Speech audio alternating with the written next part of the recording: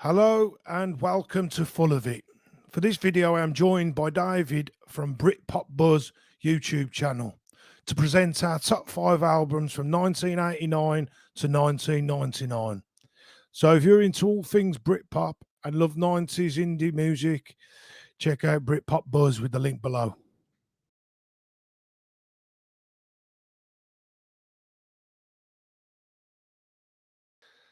So do you want to start with your top 5? Why not? I'll start. I'll go straight into there. And for number 5, I've picked. It's probably the latest album in the 90s. It's Rialto from 1998. And I've picked this because I feel Lewis Elliott, he doesn't get any credit as a songwriter, but the songs he wrote on that album, I bought it on a whim, and I bought it in can't remember, a charity shop called Scope or something. And I put it on and I didn't know what to expect. I bought it because I thought it was 98, and it was just blew me away when I put it on. It was dramatic, it was theatrical, orchestral, and having the two drummers and his voice, yeah, it was just amazing. And I thought, wow, there's nothing else from 1998 like it. And it had the singles Monday Morning 519 and Untouchable. And I have to say, it's an album I listen to a lot. It's amazing. That's a great start. I wasn't expecting that at all. So how did you come across this band? Like I said, I bought it in a charity shop. I think I might have heard one song on a radio show called the Britpop Revival Show. That's on a Wednesday. They just play songs from across the 90s. As long as it's guitar based, they play it. And I think they played one song once. And like I've heard lots of songs now. I've heard one song and I've gone to I found it later on, like 50p, and I'm like, oh, I'm not going to turn down 50p for a CD or an album, something. I'm just going to buy it, whether the rest of the album's rubbish or not. I've heard that one song, and this was just amazing.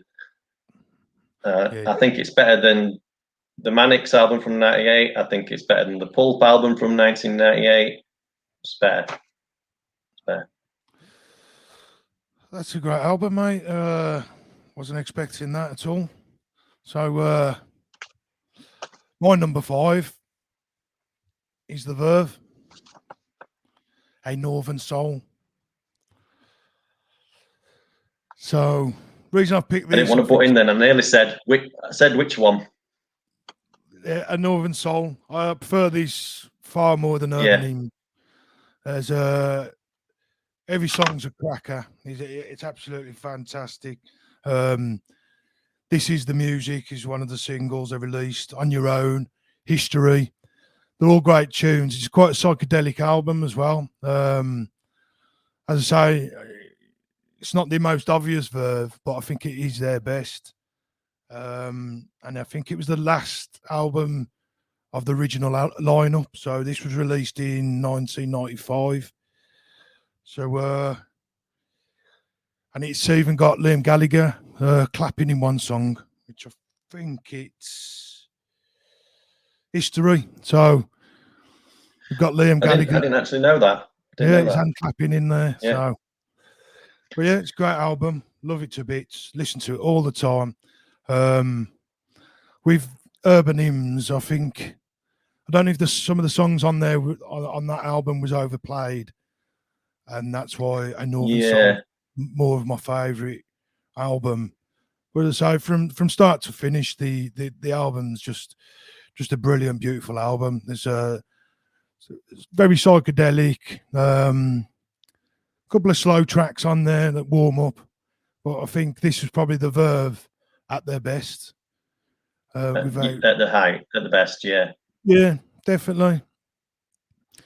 So what do you think of that? Yeah, I like the Northern Soul album, and I do agree with you. There is a couple of slow burners on there that build up, and it's a good album. It's not an album you can get into straight away with a Northern Soul. I never did. It took me a long time to warm to it. And And I say the slow burners, you just get used to and appreciate the music that they did on that. So that's my number 5, The Verve, A Northern Soul. I feel when people listen to Verve for the first time, if they go through it from urban hymns, they're quite surprised of what came before. Yeah, definitely. Yeah. Oh, yeah. Even the look of the band. Yeah. If you look at some early performances, completely different look to what they ended up with. But that's my 5th. Yeah. Right. I'm on to number 4 then. And for me, it is Blur's 1993 album, Modern Life is Rubbish. Now, I got into Blur through The Great Escape, that album. But then when it came to this, I felt like it's not poppy like Park Life and The Great Escape, but then it's not like Leisure that came before it had that little baggy sort of vibe to it coming to the end of it. It was a solid indie guitar album, and there's no poppy songs on it. It's just great indie guitar music, and it has the songs Villa Rosa on it, Star Shaped and Colin Zeal, and I feel all the songs are telling a story from start to finish. It's more like a poetic album in a way. And then after that, it just goes all poppy with Park Life that's so played all the time and everything. It's like, yeah, Modern Life is Rubbish, I feel, is their best album, and it's the one I pick out more than any other Blur album. Yeah. Yeah, I agree. I think that was probably their best. It took me a long time to get into them. I think it wasn't until all the Britpop died down that I started re-listening to the albums and started enjoying them. I don't know what it was.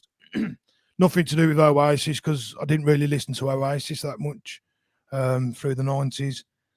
But songwriting and as a frontman, I think Damon is one of the greatest. And musically, they are a great band. It's just a shame that, and I think they know this themselves, that the poppy stuff sort of was a bit annoying. Even though I don't mind Boys and Girls, I think that was a pretty decent track, but it's one of those that was overplayed throughout the 90s. Yeah, I felt that, and like Country House just overshadowed everything else. Yeah, definitely. And it does put you off a band sometimes when that happens. And I think I was put off, but now I sort of respect their music a little bit more. Yeah, that's a great album, mate. Oh, and so mine is fellow Brummies, Ocean Colour Scene, Moseley Shoals, and this was released in 1996, which is just a fantastic album. It got slated by the critics. I'm a big Small Faces fan, and I like the 1960s soul music, and I think they brought a little bit of that with this album. So it's got Paul Weller on as well. Paul Weller plays organ, bit of guitar and backing vocals on it. Big Paul Weller fan. Standout track for me was always Riverboat Song, which if you was a young lad in the 90s, you would have heard the start of the Riverboat Song with TFI Friday, which sort of got annoying after a bit. But there's just great songs on there. There's slow songs that build up quite fast. I mean, they could have probably dropped a couple of different songs on that album and put some better ones in, which they had on B-sides and stuff. But the more I listen to it, and it's an album that I listen to constantly, I think it flows quite well, even though it was, as I say, slated, which I think was uncalled for. But it was coined as Grandpa Rock or something, which is a little bit unfair. But it's absolutely great album. I think it still is by some people. Oh, yeah, I think it's a little bit unfair. Oh, definitely. I mean, I think they've drawn their influence from the 1960s psychedelic even though this album isn't that psychedelic, but the likes of Small Faces, Kinks, and bands like that. And I think they brought that to the 90s, and sort of the mod revival of the 90s came from that. And I think they're quite separate from Britpop as well. I don't think there was ever Britpop, even though they supported Oasis at Nebworth and done quite well. And they gathered a lot of fans from that. And I think this album actually got to number 2 in the album chart. So they definitely had some fans out there. But I think it's a very underrated album. But one of my favourites of all time. I have to agree. I have to say, it's like the comment you made, of all time. Of all time. Yeah. Like one of the comments you just said when I said Blur's Modern Life is rubbish, I got into it. I listened to the Riverboat song and it sort of put me off. It's one of them songs that put me off Ocean Colour Scene for a long time. But I picked up the album and was like, oh, I'm just going to put it on and give it a listen. Because if I don't, it's forever going to just be put off. And I was amazed. I was quite surprised, like, oh, I'm actually quite liking this. Even though that song put me off, I was like, oh, I like this. I'm liking that. Yeah. It's a great song. I mean, The Circle, You've Got It Bad. Pardon. Great songs. I think the Circle is my favourite song on the album. Yeah. Yeah, well, The Circle is actually a song about him visiting his friend in prison, I think, at Winston Green in Birmingham. And The Circle is the number 11 bus route that he used to take.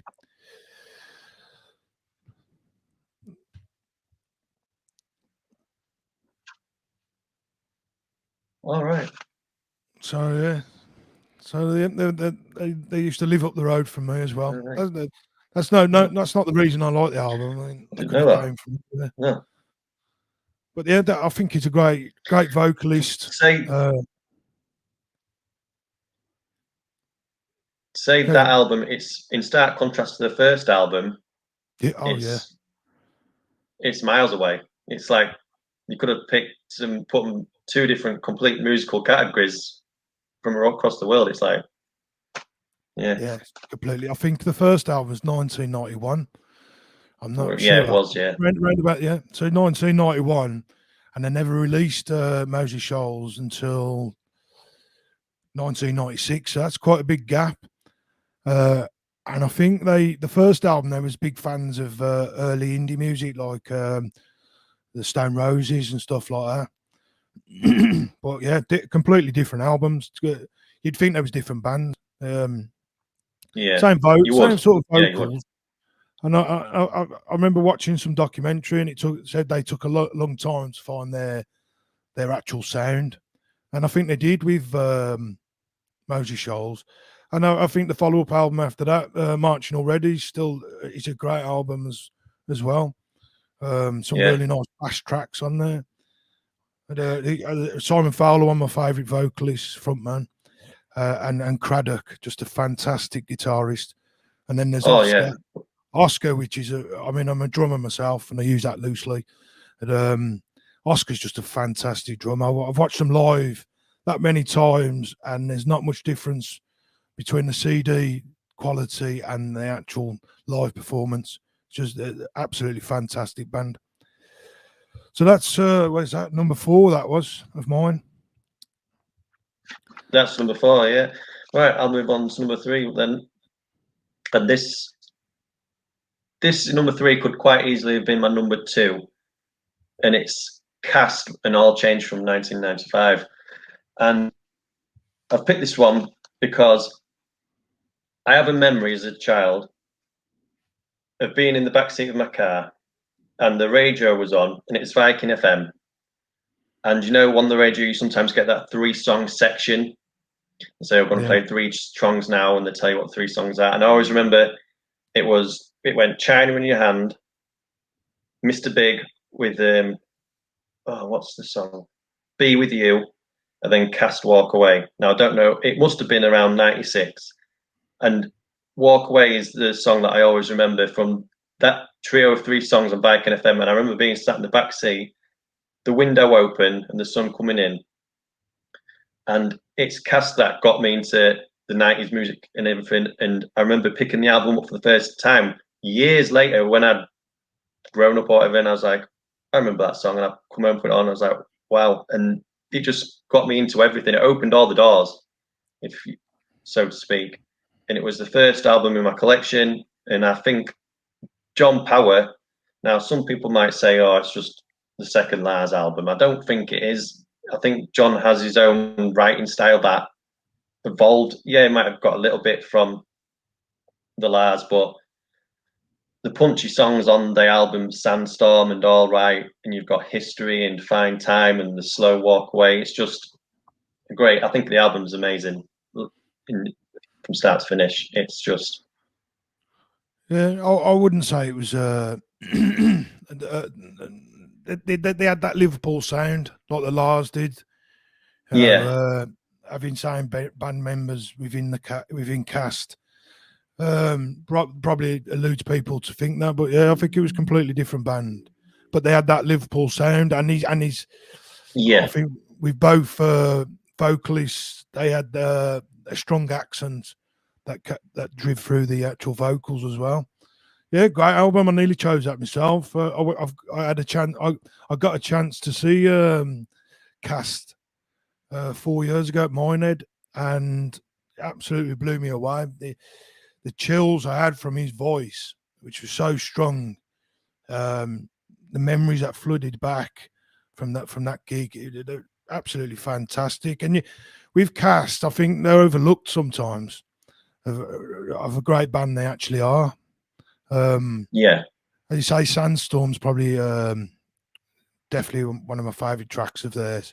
Walk Away is just a timeless song. You can listen to that any time. It is. Yeah. You could play that with a group of mates and everyone will sing along with it. Yeah, great choice that is. I nearly chose that myself. But if you get a chance to see him live, then grab it with both hands. So what year was that? Definitely. What year did they release that? 1995. So it's mid-90s. 1995. Yeah, so the it was Lars smack album, in the middle.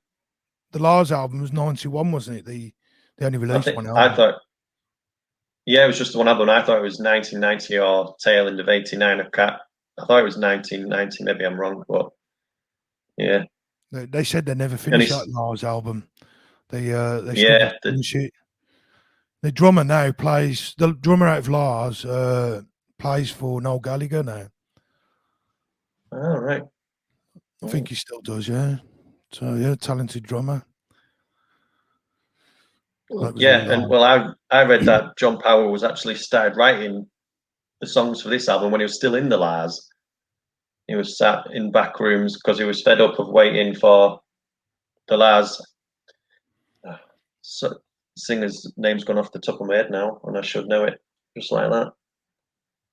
Yeah, it's gone off my head. But anyway, he was writing these songs because he was fed up with the Lars not going anywhere, just repeating the same things every show.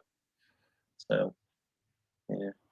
Yeah, so he seen it coming, didn't he? Yeah. He knew he had to. Yeah, I think he did. Yeah, and good as well, because you would have missed out on some great songs if you didn't. If you didn't have that hindsight.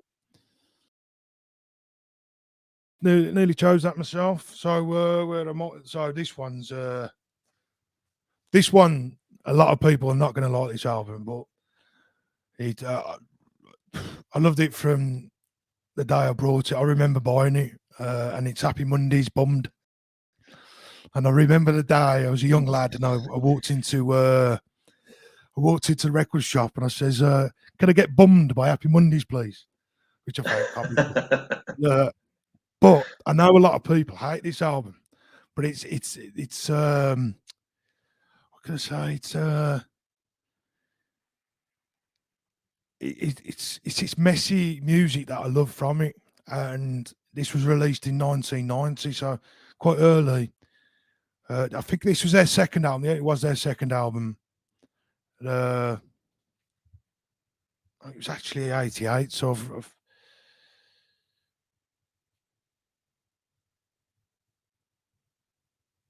Yeah, so it was 88. So I've cheated there a little bit, mate. So I've cheated slightly, but it did go into the 90s. But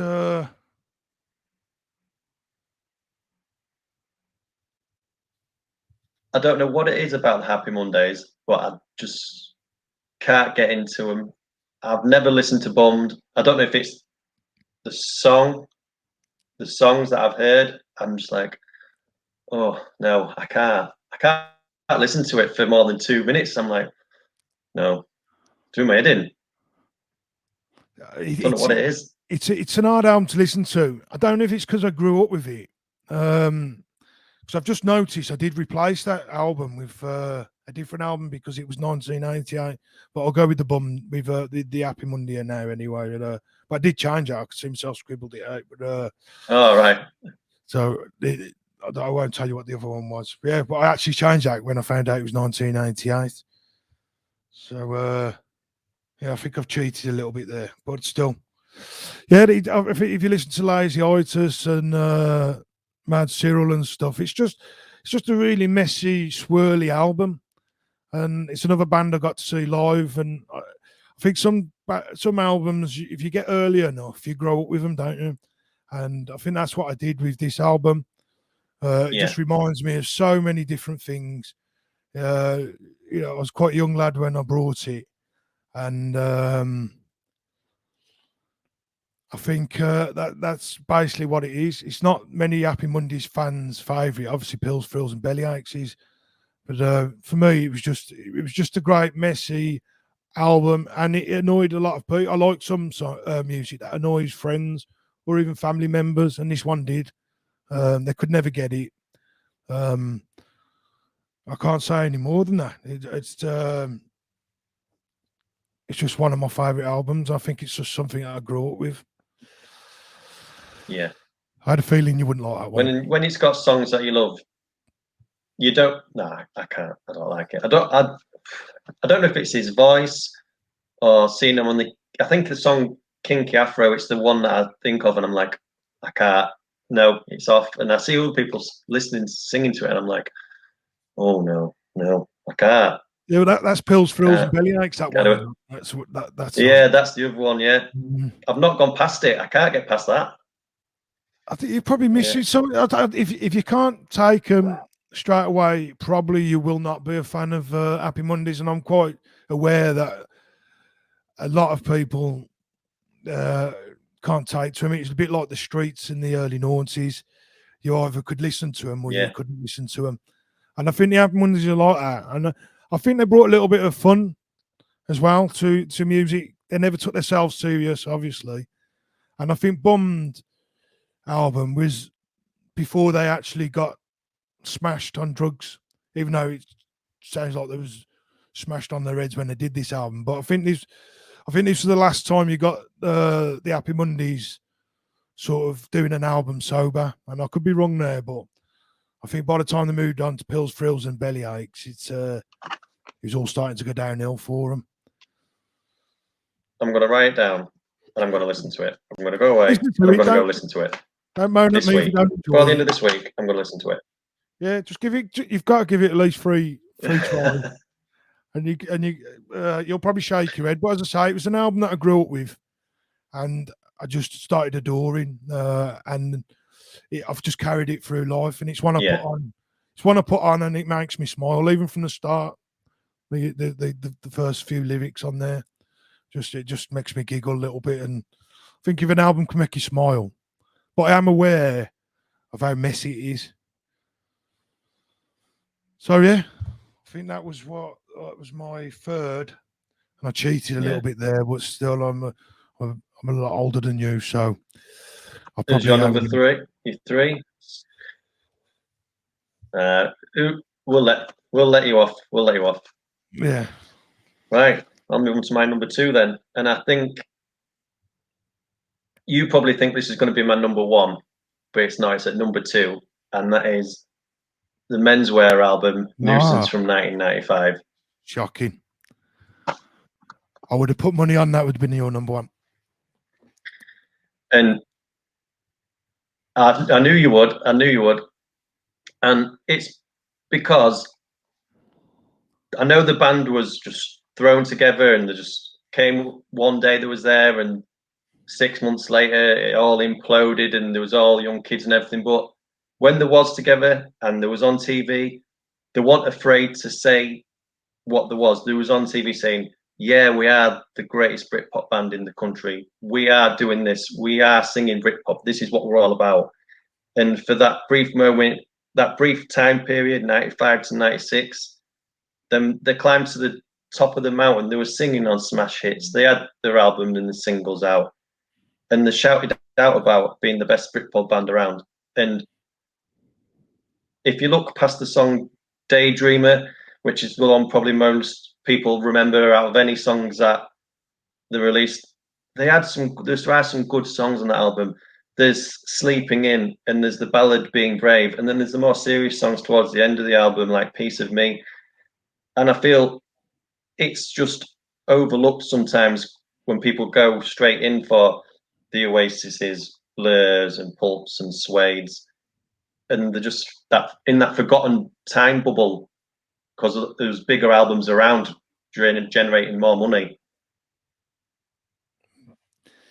Yeah, I think that was definitely underrated band, most definitely. I would have thought it would have been your number one, but I think they're pretty much equal, these songs, these albums. Yeah, I never really massively into menswear, but I've got a couple of albums, and I do think they're great. They're definitely an indie band, and I think they was a cult band as well. Is that fair to say?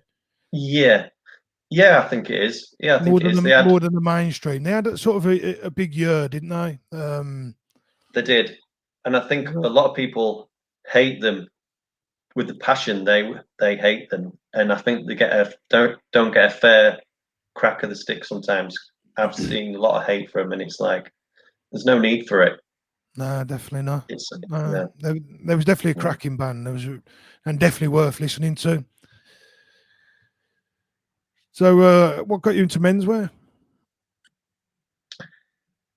What got me into menswear?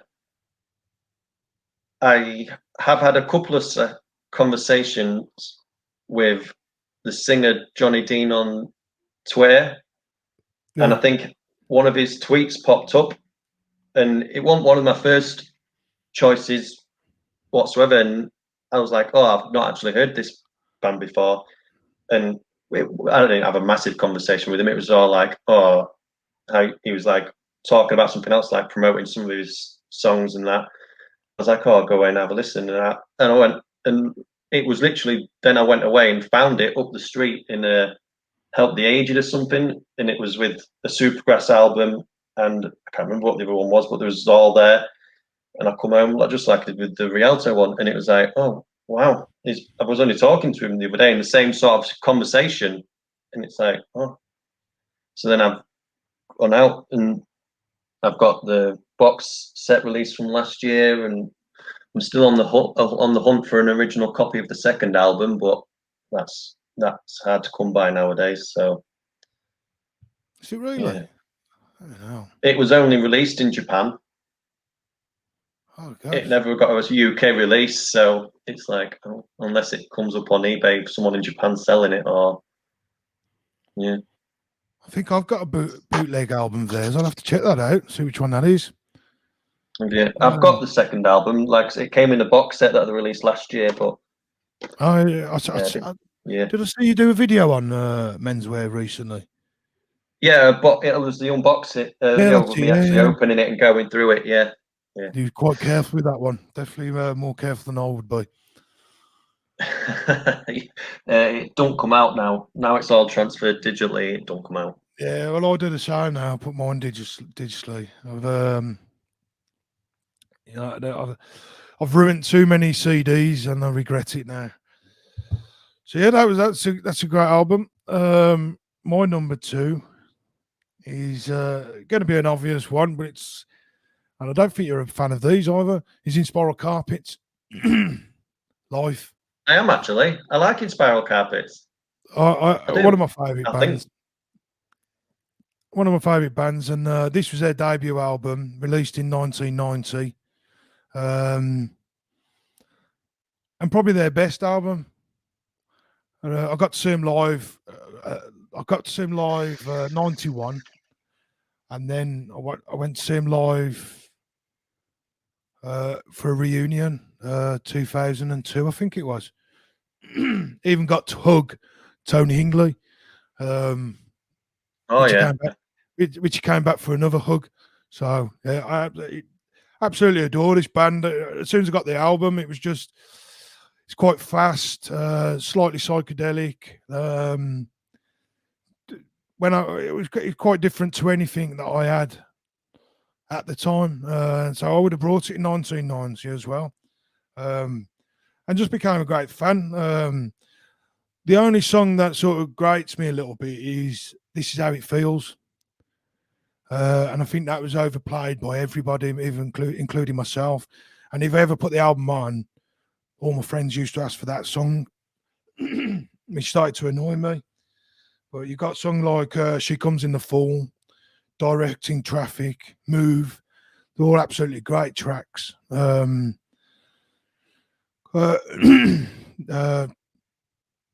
Absolutely fantastic. Craig Gilly, who's the drummer, sort of inspired me to play the drums back in the day, even though I started playing about 5 or 6 years after that album. But I just it inspired me more to listen out for different sounds within music as well. So yeah, that's yeah. my number She Comes two. in the Fall is my favorite song of theirs, and then Saturn 5 off a later album. It's my second favorite song of Spiral Carpets. Yeah. Yeah. Well, Move is a great track. As I say, probably the weakest one is This Is How It Feels. But it's a great little track. It's a great little story. But yeah, and it's quite a fast album. There's a couple of slow starts on a few of the songs, but apart from that, absolutely fantastic. If anyone that hasn't got this album should get it. So yeah, that's definitely, yeah. And a great live as well. Well, when the original lineup, obviously you're not going to see the original lineup again. But yeah, absolutely great live. It's especially in the 90s because it had that sort of rave scene feel, and everyone had their bloody luminous neon tops on and stuff like that, and long hair. And yeah, I think they was that time period when that came out. Yeah. Oh yeah, it was like nothing else really. Yeah. And you know, they faded out, and I don't think they're as popular as. I think their height of popularity was probably 92, 93, and then sort of faded out. And I think they split up not long after that. But yeah, great band. So that's my number two. Well, my number one, you Drum could roll. say, and I don't know if you know about this band or you listen to this sound, have a similar sound to Spiral Carpets. And my number one is the album Slinky by the Milltown Brothers from 1991. I'm going to have to be honest, and either can't remember them or I don't know them. And this is out of this album, I could listen to it every day from start to finish with this, just because the songs, the Nelson brothers, Matt and Simon Nelson, and the songs Apple Green, Which Way Should I Jump, and Something Cheap. From start to finish, it only reached number 7 in the charts. I've written a bit more down for this one because it's my number one. But I feel them songs should have made them stars. Should have pushed them to the forefront because they've got they're playing the organ. It's safe like Charlatans and Spiral Carpets. They've got the organ sound and they're there. But I don't know, for whatever reason, just never happened for him. And they released the second album, and simultaneously in Spiral Cap, it's within 2 or 3 years, he was gone until a few years ago when they've come back. But Yeah, you yeah, do find that. I that is don't my even. number one, Slinky by the Milltown Brothers. I'm gonna have to check that out. I think with some bands, the early '90s, I think there was that many bands coming through that some would be overlooked. I mean, maybe we'll do another video on the on band obscure bands. Well, we will. And some great bands never seen the light of day. I mean, we could. I can't say enough off the top of my head, and but yeah, that was probably one of them, and that was probably the amount of bands coming through at the time. I'm not sure. I don't know, but yeah, shame when that happens. But I'll have to check that out. I dare say once I've listened to them, I'll remember. Oh yeah, definitely do. So I'll check that out. So my one now, I do get obvious, but this is just a cracking album. And I was talking to a friend about it the other night as well, and he reckons one song lets it down. But it's the Stone Roses. Stone Roses. That was released in 1989, and I think this changed. It changed music from that point onwards. There's so many bands I think you wouldn't have got if it wasn't for the Stone Roses releasing this album, like Oasis, like Ocean Colour Scene, and I think and I think the when you listen to this album, and I mean I play the drums myself, is how great Rennie is as a drummer. I'd say he was the best drummer throughout the 90s. Well, they didn't last too long, but he was definitely the best drummer, and inspired a lot of music to go that way. So if you listen to Rennie's drumming, you hear a lot of bands try and put that in their music as well. And you got Made of Stone, and trying to replicate the sound. Yeah, they tried to replicate that sound. If you listen to Ocean Colour Scene's first album, Oscar's trying to play sort of Rennie's sound, and I think a lot of other bands did the same, which is great. I mean, and John Squire's great guitarist. Ian Brown, you can't call him a great vocalist, you can't, but he made that. He makes sound. The best of the songs he's got. Yeah, but I couldn't imagine anyone else being in that position. And they reckon some of his live performances that he did that weren't great. It was because of John Squire playing too loud with his guitar, so he could never hear himself. And I've listened back to some live performances, and I can see that that John Squire played far too loud. But yeah, they milked it. They got Made of Stone as released that as a single. She Bangs the Drums, I Want to Be Adored, and on the Resurrection, I think Waterfall as well was one. My favourite song off the album is Sugar Spun Sister, which just a great track within itself. But as I think it changed music completely, and it's an album that it doesn't age at all, I don't think. And they took a lot from 60s sounds, even 70s sounds, and you could call it a 1980s album, but I'd say it's more of a 90s album because it sort of followed. Yeah, through. I think if it had come out even 2 years later, it had had the same effect. If it had come out 2 years later, yeah, I think so. The same effect on everybody as it did. Yeah, I think so, most definitely. And I think it's still like my favourite song on.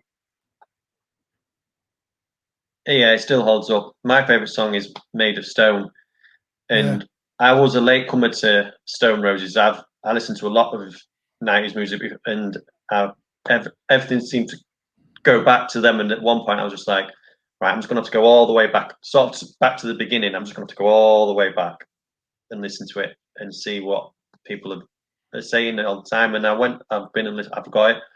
And yeah, I have to agree with you. It's a top quality album. How did you get into the Stone Roses? What was your first Well, I got into Stone Roses. I would have been a young lad. I would have been when I don't know if you was aware. You're younger than me, but when in the late 80s, early 90s, you had a lot of music shows on um, throughout the Saturday morning, and there used to be a music show called the Chart Show, and I remember um, Fool's Gold coming on. I'd already heard I know Sally it. I know Cinnamon. it. Yeah. Yeah, I already heard Sally Cinnamon, but never paid any attention to it. And my sister went and brought Fool's Gold 12-inch. Even though I knew I liked the song, I just wasn't ready to buy anything of theirs. And she brought it back and she kept on playing it. And on the B side and the 12-inch, I think it was What the World Is Waiting For. I can't remember the other one. And they were just fantastic tracks.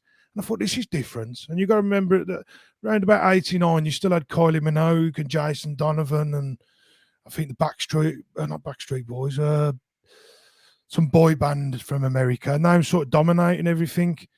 Music sort of got dry around about that time. And then I got to see him on Top of the Pops with Happy Mondays, which blew my mind. I think I'd brought something by then. I think I brought the album by then. But I sort of knew there was a scene being made. I knew there was the clothes was changing, people was wearing, and then the turn of the 90s, everyone was wearing baggy clothes, started growing their hair long, and once I started buying the singles as well, and I brought them on vinyl back then. I think you could only get them on most of them on vinyl, and the B sides was just as good as the A sides. So Made of Stone, I could be wrong, but I think Made of Stone had Going Down on the back of it as a B side, and that was just by the time I won Made of Stone away on the A side, I turned over the B side and Going Down. I thought just a fantastic band. I liked the vibe, the melodies, the songs they were singing sort of related more to my life, even though I was a young lad. And I just took it from there. I mean, I was gutted when they split up and never heard anything from them for a long time after, but they set me up for a different taste of music then.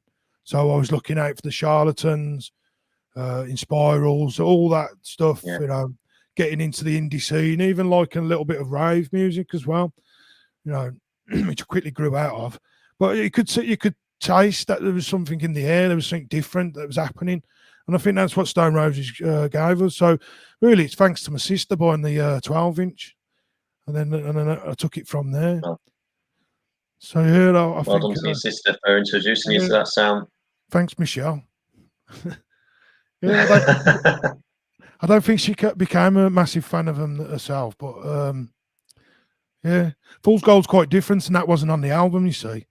But I think we had that did have that sort of ravey song about ravey vibe about it. It was like, which is a great song as well. If you just listen to that, you'd have the misconception of that's the sort of band they are, because they're not. No, it's quite. You could call it a sort of a folky psychedelia. The self-titled album. Drum driven tracks. But Fool's Gold it makes you think really what if they would have carried on and they didn't have the dispute with their record label and management, what they could have brought out, maybe another 2 albums straight after each other. Or is that all they had in them? I mean, you had Second Coming, which I think I could be biased, but I think that was a great album as well. Nowhere near as good as the first album, but I think there's a couple of tracks that let it down a little bit. But you got Love Spreads and a few other tracks on there which are cracking tunes. But you could sort of feel that it was an unfinished album with Second Coming, where Stone Roses. I mean, it just sets us up for the 90s, I think, and it was good. It sort of ended all that bloody Stockhake and Waterman stuff for a bit. So thanks for that. Yeah, I think a great album. No, it's a great album. It's a great album. Great choice. Great choice. I think we've both got some great choices there. One, I don't know, one of yours, which is quite embarrassing. But as you say, it's quite obscure, isn't it? Yeah, 10 good albums. Yeah, and I'd advise people to go out and check them. If not, if you've already got them, listen I to them would. again. Yeah, definitely. Yeah. So, yeah. So I will confess that I did change the Bummed album because I found out it was 1988 to Charlatans, Some Friendly. I've been sat here waiting. It's going to say the Charlatans next. And I'm like, he hasn't said it. All right, he's changed his mind there. I'm trying to hold, I love the Charlatans. And you know what? It was a toss up between Telling Stories and Some Friendly. And I'm trying not to be a hipster over my choice. I just want to, I chose them through pure love of the albums, and Some Friendly just tipped it really. Even though Telling Stories Some Friendly is a great album. It is, yeah. Oh no, not so. Yeah, Telling Stories is a great album. They're both great albums, but my view on the Charlatans, I don't know if you have the same view. I still class them as a underrated band of the 90s. They just seem to coast along under the mainstream, never quite cracking the top. There's just always changing. They changed the sound slowly across the whole decade, not one album, one sound, one album the next. It was just a gradual. I had a feeling though they preferred it that way, a bit like Ocean Colour Scene. Yeah. As soon as Ocean Colour Scene started becoming too big, then they sort of quieted down a little bit, even though they carried on making albums all the time. But I think the Charlatans enjoyed that sort of cult following. I mean, they before all this happened the last 2 years with the Lurgy, shall we say? They could sell out a tour pretty easy. It wouldn't be concert. It wouldn't be big venues, but they knew they could travel the UK and probably Japan and places like that and sell out. But yeah, they've. I can't even think how many albums they've made, but they've made a fair few. I mean, they must have made 5 albums through the 90s, and carried on through the noughties and to this day. I mean, they released something a couple of months ago. But yeah, and I'm quite gutted really, because when I thought about it, I do actually think Some Friendly is better. To this day, they've got a new album coming out this year. Yeah. And I'm hoping to go and see them. So I'm hoping to go and see Shed 7 as well in December in Brum. It's quite a distance for you to come down, isn't it? Nice. That'll be a good night. If you fancy catching a train down, I might consider. I'll see how the Lurg is going. I know, that's the thing. We went, as I told you, didn't I? We went to Minehead, a few mates, I think about 6 years ago, and we've seen some great bands. Hopefully, it's Shine On, the company that does the promoting of these. After our last talk, and you mentioned it, I did remember what it was. Yeah, Shine, because they've got another one this year. Yeah. So, but that was Minehead, so that's miles away from where you are. So I don't know if they do some in other Butlins and places like that. But being Butlins, it put me off slightly, being Butlins, and you think, oh God, that's a bit cheesy. But it was absolutely fantastic. It's absolutely brilliant. So hopefully I can do that again. And I think the year after there was Black Grape there as well. So I would have liked to go and see. Oh, if I thought Happy Mondays were bad, Black Grape. Oh my goodness. Oh, Sean Ryder, if you're listening to this, you need to have a word. Sean.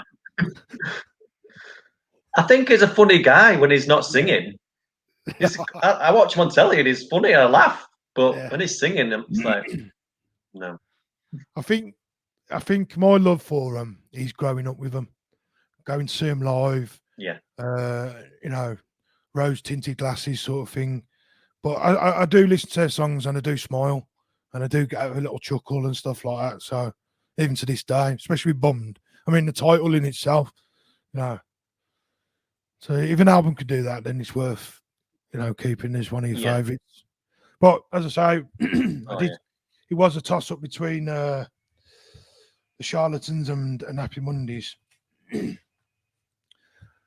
But yeah, I'd put probably 3 Charlatans albums in my top 30 albums of all time anyway.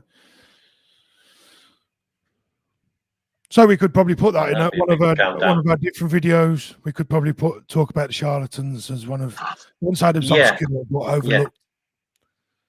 Overlooked bands, because I think there is that definition of overlooked and obscure. I could pick another 5 albums out that are bands that I think are overlooked, and then go one step further and go obscure. Yeah, After definitely. that, yeah, definitely. Right, mate. because there was 2 or 3 that I nearly. Oh, yeah. Sorry, carry on. Sorry. No, yeah. Because I nearly put in Long Pigs and Marion in my top 5 that I feel are overlooked. Well, I seen an Instagram post of yours of Marion, and I thought, I wonder if that's one of his for today.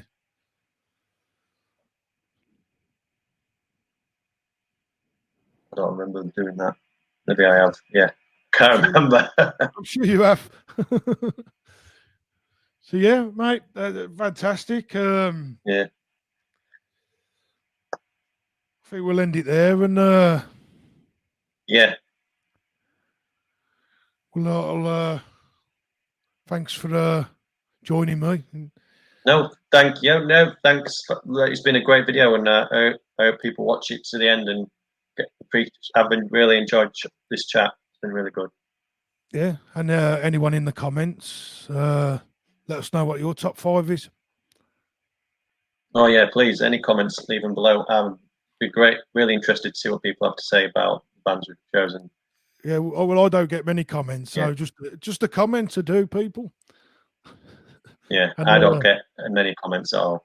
No, I think you will. I think your talent is in trying to interview some of these old geezers from these bands. I think they'll. That. Oh, you got an announcement? I did an interview last night. And it's I know it's probably only my second one, but it's a call. I think it's good. I think it's a good interview. Yeah. So yeah, keep an eye out for that one. Yeah. Yeah. Okay. Cheers for watching, everyone. I'll see you soon. Thanks for watching, everyone.